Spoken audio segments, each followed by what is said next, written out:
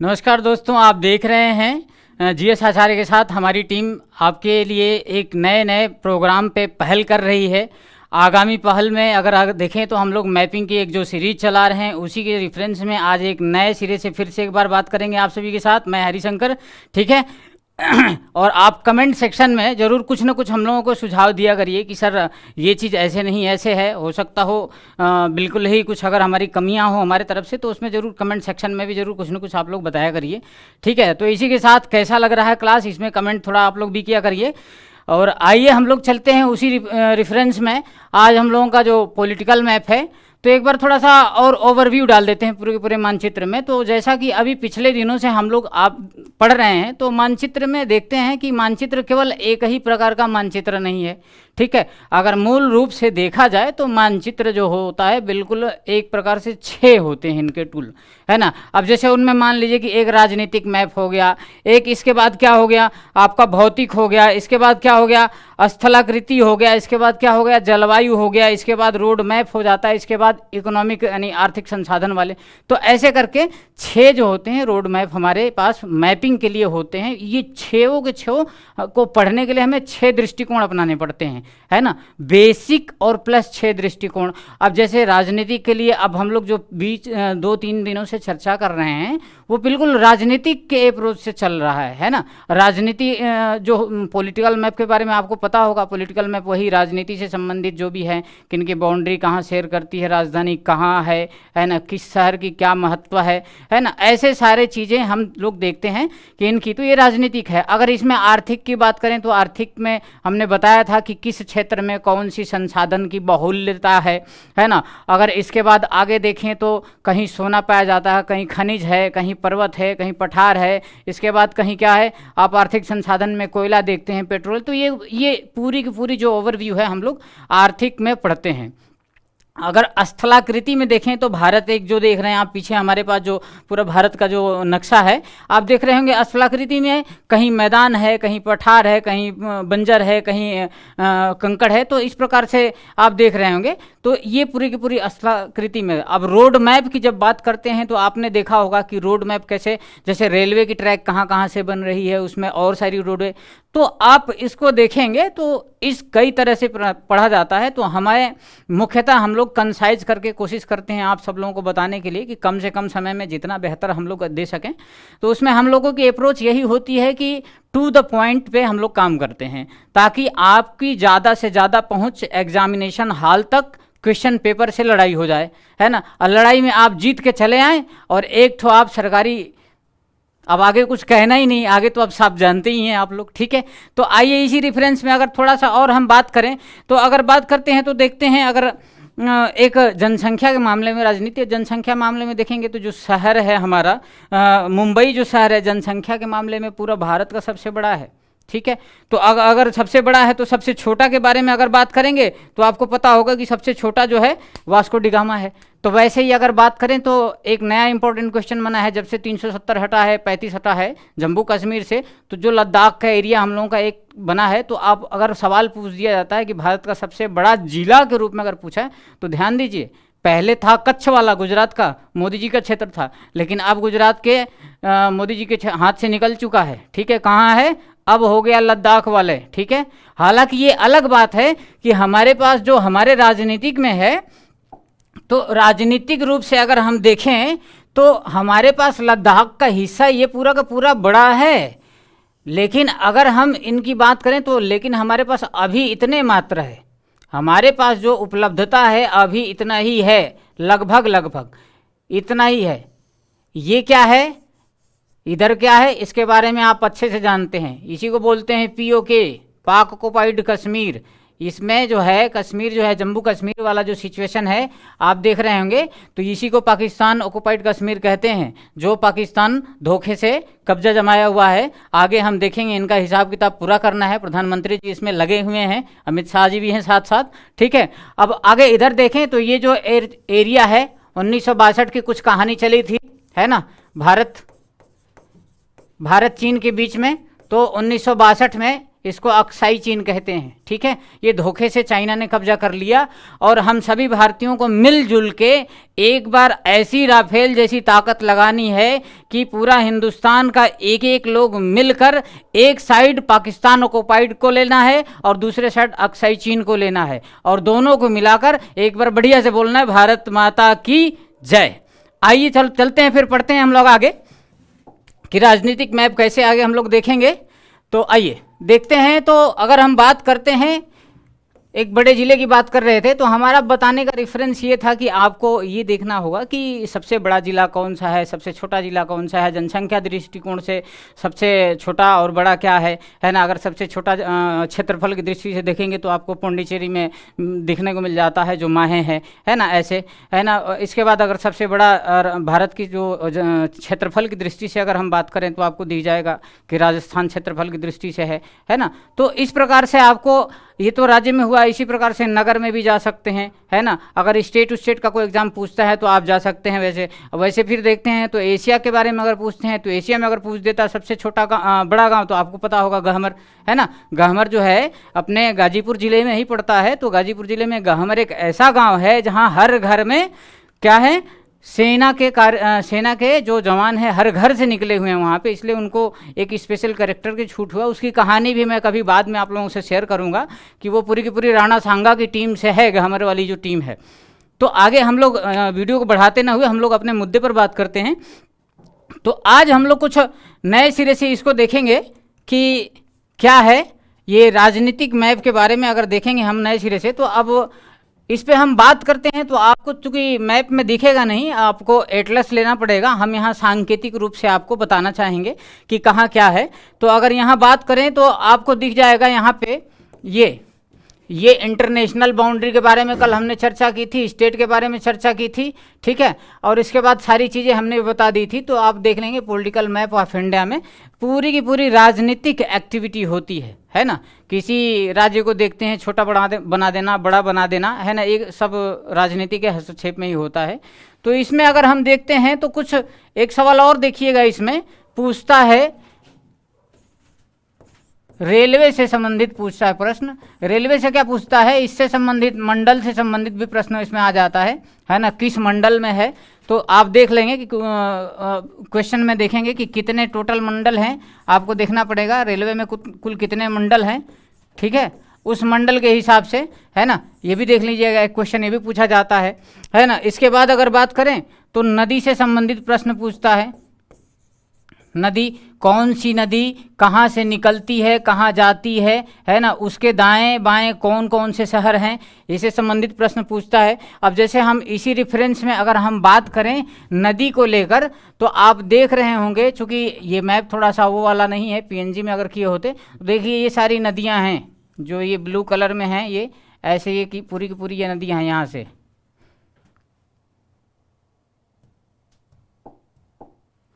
देखिए ये उत्तराखंड है, उत्तरकाशी है, देखिए ये निकल रही है नदी, है ना, ये यमुना नदी है। ये यहाँ से ये जा रही है यमुना नदी, ठीक है, ये यहाँ यमुना नदी, ठीक है। अब ऐसे ये फिर यहाँ से फिर इधर से भी ये गंगा नदी भी है, ठीक है। और ये यहाँ पर, ठीक, आप देखिए ये चीज़, ये जितनी भी दिखा रहे हैं हम रेड पेन से, आपको सब नदियाँ दिख रही हैं, ठीक है।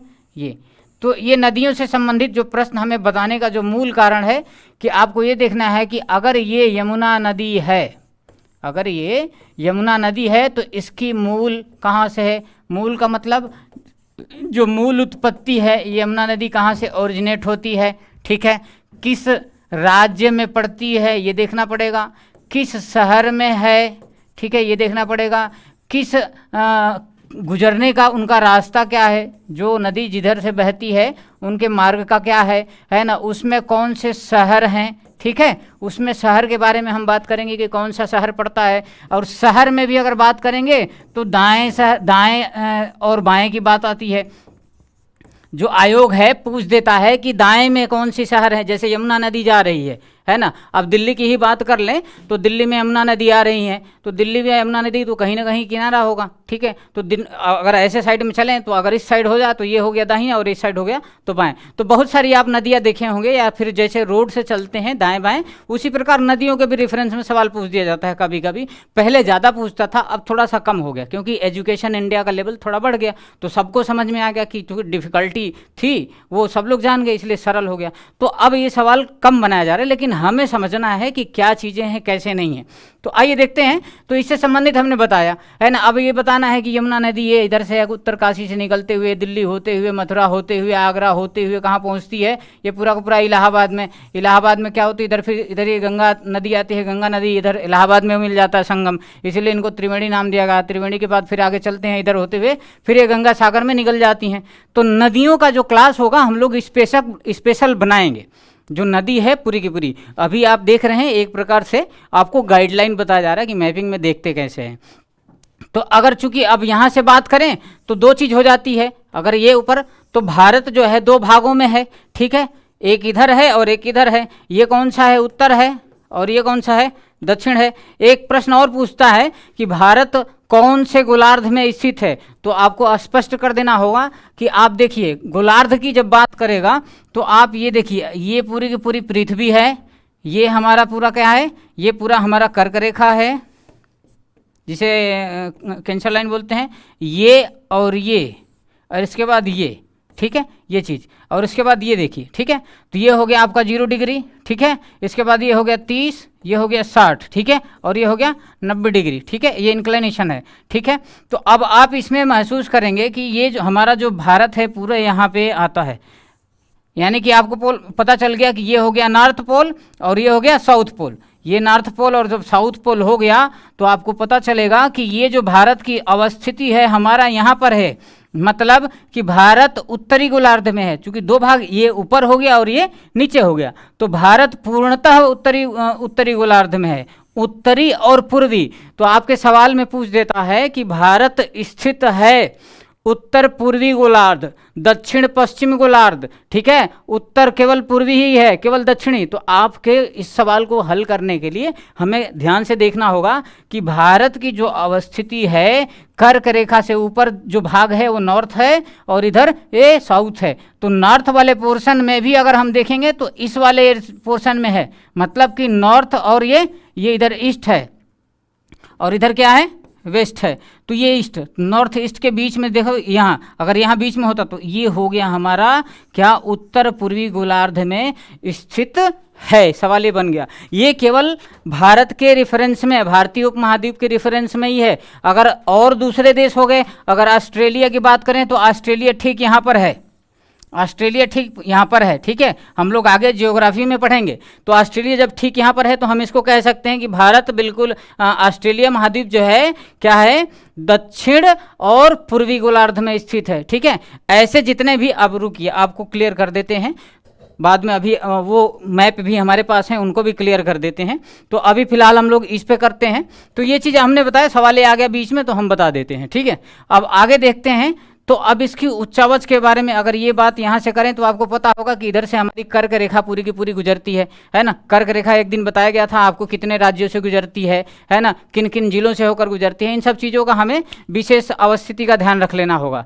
इसके बाद रेलवे लाइन से संबंधित अगर हम प्रश्न देख लें तो रेलवे लाइन कहें, कभी कभी एक आध सवाल पूछे जाते हैं, जो रेलवे ट्रैक हैं कौन से शहर से गुजरती हैं, है ना। तो इसमें ज़्यादा तो नहीं है, लेकिन आपको पढ़ना होगा कि हाँ कौन सा मंडल कहाँ है, उसकी अवस्थिति कहाँ है, कैसे है, किसी लोकेशन पे, यही ध्यान देना होगा आपको। अब आगे अगर हम बात करें तो सिक्किम में अभी हाल ही में चर्चा हुआ था यहाँ पे, ठीक है। कुछ समय पहले सिक्किम बहुत ही काफ़ी चर्चा में था। चर्चा में होने का कारण क्या था कि आप लोग देख लेंगे कि ये जो क्षेत्र है क्या है, प्राकृतिक संसाधनों से भी एक प्रकार से पूर्ण है। और जो चर्चा होने का कारण ये था कि जो जैविक खेती होती है, ठीक है, क्या होती है, जैविक जो खेती होती है, इससे संबंधित प्रश्न यहाँ पे था और इसका समाधान है ना। जैविक जो छोटा राज्य है, संपन्न और पहाड़ों से प्राकृतिक से भरपूर है, जैविक उत्पादन में सबसे आगे है, जान लीजिए, है ना। और दुनिया इनको मॉडल भी बना रही है, ठीक है। अब इसके हिसाब से आप आगे अगर क्वेश्चन पे देखें तो वर्षा के बारे में भी अगर देख लें तो वर्षा के बारे में हमने आपको बताया कि वर्षा से संबंधित जो भी होती हैं, यहाँ ही यहीं चेरापूंजी असम है, ठीक है, क्या है चेरापूंजी जो है असम में पड़ता है, ये मेघालय में, ठीक है, मेघालय में पड़ता है। तो यहाँ पे आपको पता होगा कि बारिश की जो अनुपात है सबसे ज़्यादा है।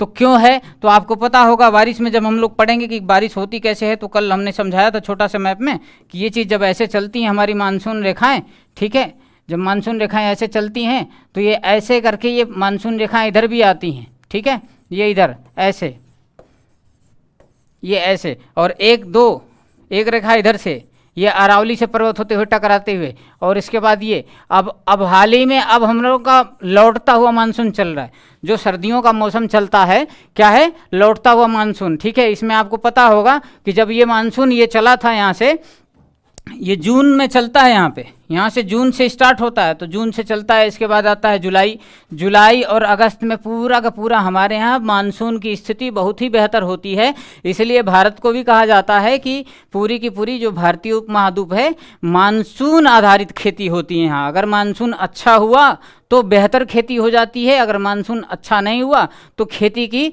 समस्या हमें झेलनी पड़ती है, क्योंकि ग्राउंड वाटर को हम कितना भरोसा करेंगे। ग्राउंड वाटर हर जगह इलेक्ट्रिसिटी करके नीचे से पानी निकाल लेते हैं, तो ग्राउंड लेवल भी हाल ही के रिपोर्ट में उत्तर प्रदेश की जो ग्राउंड लेवल वाटर है वो नीचे गई है। तो अब हमारे पास चूंकि अगर अच्छा मानसून नहीं होगा तो खेती के लिए हमारे पास बस एक ही विकल्प है।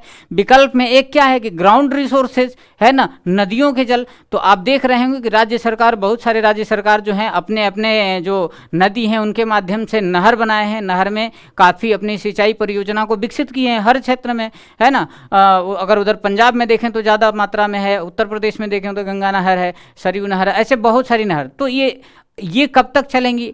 दूसरी चीज़ अगर देख रहे हैं तो वहाँ बर्फ़ पिघल रही है, बर्फ़ पिघलेगी जब तो पानी ज़्यादा से ज़्यादा मात्रा में निकल जाएगा समुद्र में, ठीक है। जब समुद्र में निकल जाएगा तो उस पानी का हम सदुपयोग भी नहीं कर पाएंगे।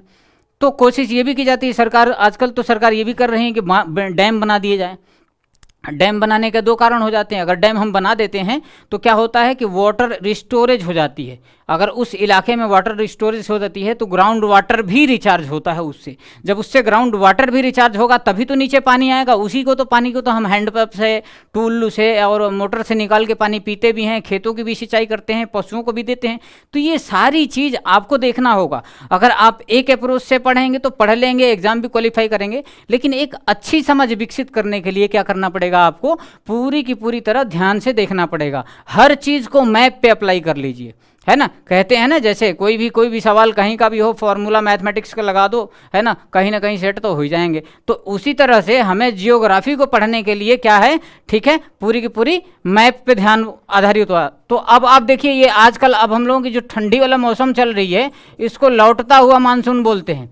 अब ये ठीक यही चीज़ पूरी की पूरी ऐसे आएगी और ये पूरी वापस यहाँ पर जाएगी, ठीक है। और ये वापस यहाँ पर जाने का क्या होगा आप लोगों को बता देते हैं एक बार। ये पूरी की पूरी चीज़ ऐसे यूरोप से आएंगी ये, और ये बेल्ट होते हुए ऐसे होते हुए पूरी ये ऐसे होते हुए फिर ऐसे निकल जाएंगी, ठीक है। ये पूरी की पूरी, हालांकि ये यहाँ थोड़ा सा टेढ़ा हो गया, ये ऐसे ही आएंगी निकल जाएंगी। मतलब कि मानसून का जो बेल्ट है ऐसे अधिकतर, इसके बाद ये जो बेल्ट है ऐसे ऐसे आपस में ये घूमते रहते हैं, और एक इधर से जाता है तो ये इधर से टकराकर या तो इसमें मिल जाएंगी ये, और ये अरावली के सहारे। ये जो अब देख रहे होंगे ये विदर्भ वाला जो एरिया है, आपने सुना होगा कि भारत सरकार ने क्या की कि एक अलग से ट्रेन चलाई थी, किसके लिए, पानी भेजने के लिए। वहाँ पीने के लिए भी पानी नहीं होता था, सूखा तो पड़ा ही है, पशु तो मर ही रहे हैं, किसानों ने भी 10,000 से अधिक किसान भी आत्महत्या कर चुके हैं।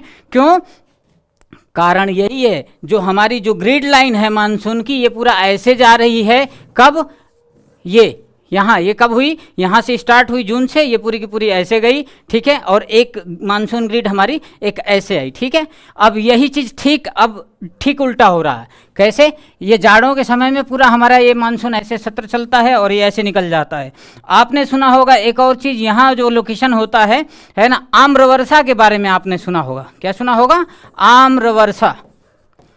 और ये जो आम्रवर्षा है आपको क्लियर हो गई, जो आम नए नए आते हैं उनके लिए ही जो वो होते हैं उनके लिए बहुत ज़रूरी ये वर्षा, मधुर मतलब कह सकें आपकी झिलमिल जिस प्रकार से फुहारा पड़ता है, उसके लिए बहुत ही आम के फलों के लिए लाभदायक होती है।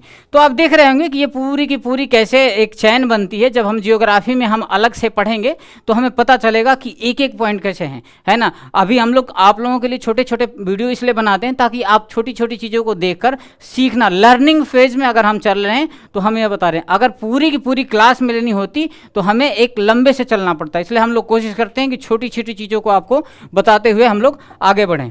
आइए थोड़ा सा आगे भी चलते हैं, एक मैप पे चलते हैं। अगर इस मैप पे देखते हैं तो आपको ग्रीनरी दिखता होगा, 2 कलर दिख रहे हैं, ये पूरे के पूरे ग्रीन है, ये पूरे के पूरे आपके अलग ही हैं, ग्रीन है, देखिए ये अलग ही हैं, ये पूरे के पूरे सेशन आपको दिख रहा होगा। ये तो ये जो ग्रीन वाले दिख रहा है, आप इतना क्लियर कट समझ लीजिए कि ये क्या है, यहाँ जल की संपन्नता अधिक है। क्या है? जल संपन्न क्षेत्र है। जल संपन्न क्षेत्र होने से क्या क्या होता है आपको पता होगा।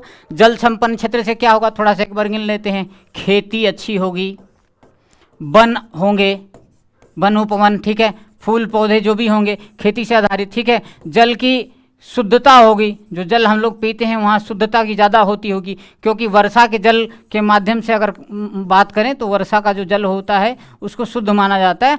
शुद्ध मानने का कारण क्या होता है कि वर्षा का जो जल होता है, जो बादल में हमारे पास आते हैं, वो बादलों से जो ऊपर से आते हैं तो उनको हम शुद्ध इसलिए मानते हैं क्योंकि वेपरेशन के माध्यम से अगर इसको फिल्टर करके पिएं तो बेहतर रहता है। और जो वर्षा का जल के बजाय अगर हम लोग कहते हैं कि जल शुद्ध, उसमें जल में बहुत ही सारी अशुद्धि हैं, तो जब अशुद्धि की बात तब करते हैं जब ये वेस्टेज हमारे पास जो नदी नाले गटर के वेस्टेज हैं, जब इसको हम ग्राउंड वाटर रिचार्ज में डाल देते हैं तो उससे संबंधित बहुत सारी जो है टॉक्सिक्स पदार्थ हमारे पास मिल जाते हैं। और जब हम बोर करते हैं तो बोर के टॉक्सिक पदार्थ क्या होते हैं, धीरे धीरे धीरे धीरे हमारे जल में आ जाते हैं, ठीक है। और जल में वही जल हम अगर पीते हैं तो हमारे लिए नुकसान होता है। टॉक्सिक जैसे कैडमियम हो गया, ठीक है, नाइट्रेट हो गया, आप लोगों को पता होगा कि नाइट्रेट की कमी से ब्लू बी सिंड्रोम होता है। तो ये सारी चीज़ें होती हैं। तो हमने बताया कि कैसे, तो अब आप देख रहे हैं ये ग्रीनरी अच्छे हैं यहाँ पे, ये सारे के सारे आपके पास ग्रीनरी यानी वन संपन्न क्षेत्र हैं। उसका कारण क्या है, एक बार मैं आपको फिर से बता देना चाहता हूँ कि कारण क्या है। कारण देखिए, अभी हमने बताया था कि हमारे पास जो ये रेखाएं जा रही हैं, है ना, ऐसे करके ऐसे जा रही हैं, और दूसरी रेखा कैसे जा रही है, ऐसे करके ऐसे जा रही हैं, ठीक है, कुछ रेखा ऐसे चली जाती हैं। तो इन सब चीज़ों में क्या है, और ये जो बीच वाला क्षेत्र है आपने देखा होगा कि ये विंध्यन की क्षेत्र है। ये क्या है, विंध्य क्षेत्र है, यानी विंध्य पहाड़ी या पर्वत कह लें, विंध्य पहाड़ी है ये पूरा का पूरा विंध्य। कहीं देखेंगे कैलाश होगा, कैलाश पर्वत होगा, कहीं माउंटेन के बारे में, कैलाश पर्वत तो उधर है, ठीक है। तो ये सारी चीज़ आपको देखने को मिल जाएगा, है ना। ये सारे के सारे आपको पहाड़ वाले रीजन में दिखने में, है ना, ये सारे के सारे। तो चूंकि ये जितने भी, अब इससे भी अगर डार्क के कलर की बात करें तो देखिए ये डार्क कलर में है, गेरुए रंग की है ना। ये पूरी की पूरी 2 चीज़ों से है, एक तो पर्वत है, ठीक है, पर्वत पहाड़ी पठार, और ये देखिए दूसरा क्या है, दूसरा ये है ठंडे प्रदेश में बर्फ की बहुलता है। क्या है, बर्फ की ज़्यादा बहुलता है, ठीक है, बर्फ की ज़्यादा बाहुल्य क्षेत्र है, ठीक है। तो पर्वत और पठार तो ही हैं, लेकिन बर्फ की बाहुल्यता भी ज़्यादा है। तो 2 चीज़ आपने देखा, है ना। और इसमें क्या है, ये पूरा का पूरा हमारा क्या है, मैदानी भाग है। तो मैदानी, ये पूरा का पूरा भाग क्या है, मैदानी भाग है। अब आपको पता होगा कि मैदानी भाग में भी क्या होता है, अच्छी खेती होती है ना, अच्छे उपज, नए नए वैरायटी भी उत्पादन किए जाते हैं। तो ये सारी चीज़ें आपने देखा, ठीक है। अब थोड़ा सा आगे आते हैं। अब आगे आते हैं तो देख लीजिए कि पर्वत से संबंधित अगर देखेंगे तो यहाँ से यहाँ तक पूरा का पूरा ये पर्वती है, ठीक है। यही हिमालयन रेंज बोलते हैं इसको। ये क्या है, हिमालयन रेंज है, यहाँ से यहाँ तक पूरा, ये पूरा का पूरा हिमालयन रेंज है, और यहाँ से यहाँ तक है पूरा। और ये पूरी की पूरी जो यहाँ से यहाँ तक है जलमग्न है, जलमग्न है। कहाँ, फिर थोड़ा सा द्वीपीय में या अंडमान निकोबार। तो आप देख लीजिए जो हमारी भारतीय प्लेट की है पूरी की पूरी ये साइज है, ये जलमग्न है पूरा, ठीक है। ये पूरा का पूरा जलमग्न है, और ये थोड़ा सा द्वीपीय स्थिति में और नीचे तक है। आपको पता होगा यहीं बैरन द्वीप है। क्या है, यहीं बैरन द्वीप है। ये द्वीप क्या करता है, यहीं ज्वालामुखी द्वीप है, यहाँ पे ज्वालामुखी है, ठीक है, निकलता रहता है। तो इस तरह से हम लोग देखें कि आज ये जो भौतिक है, भौतिक के साथ साथ जो आर्थिक इनका था, इसके बाद जो पर्यावरण की दृष्टि से देखें कि कहाँ कहाँ संपन्नता, तो संपन्नता की दृष्टि से आज हम लोग देखें। तो इसमें आगे इसी कड़ी में हम लोग फिर थोड़ी थोड़ी करके हम लोग चीज़ों को समझने का प्रयास करेंगे, ठीक है। इसके लिए धन्यवाद आप सभी का। आप सभी ने ये आगे सेशन को बनाने में प्रयास किया।